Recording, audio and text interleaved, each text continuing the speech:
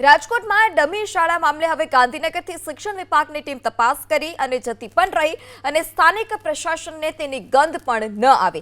ગાંધીનગરની ટીમે શાળા સુધી પહોંચી અને ચેકિંગ કર્યું। ડમી શાળા મામલે સ્વનિર્ભર શાળા સંચાલક મંડળે શિક્ષણ વિભાગને જ ફરિયાદ કરી હતી। ડમી શાળાના સંચાલકો અને ક્લાસીસ સંચાલકો વચ્ચે કારસ્તાન ચાલતું હોવાની પણ ફરિયાદ કરાઈ હતી। વિદ્યાર્થીઓ અભ્યાસ ક્લાસીસમાં કરે છે અને શાળામાં માત્ર નામ બોલતું હોવાની જે ફરિયાદ હતી તે ફરિયાદ થઈ હતી। સ્થાનિક પ્રશાસનને કોઈ કાર્યવાહી ન કરતા ગાંધીનગરની ટીમ ત્યાં દોડી આવી।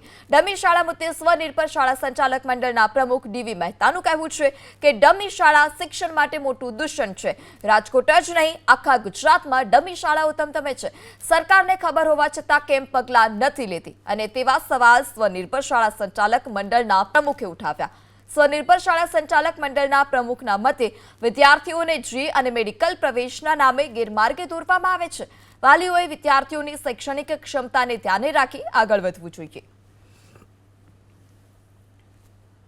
અમને ધ્યાનમાં આવ્યું છે કે હમણાં જ રાજકોટની ઘણી સ્કૂલોમાં એનું ચેકિંગ થયું। અગાઉ પણ સીબીએસઈનું પણ ચેકિંગ થયું હતું। સ્વનિર્ભર શાળા સંચાલક મંડળ દ્વારા અવારનવાર શિક્ષણ તંત્રને ડમી સ્કૂલના દૂષણ વિશે માહિતગાર કરવામાં આવે છે અને પગલાં લેવા માટે અપીલ કરવામાં આવે છે। ત્યારે ડમી સ્કૂલના અનુસંધાને જે ચેકિંગ કરવામાં આવેલું છે એ આવકાર્ય છે, પરંતુ મને એવું લાગે છે કે સમય છે એ વખતે અયોગ્ય છે, કેમ કે અત્યારે એપ્રિલ મહિનો છે, ધોરણ 10 અને 12ની પરીક્ષાઓ પૂર્ણ થઈ ગઈ છે।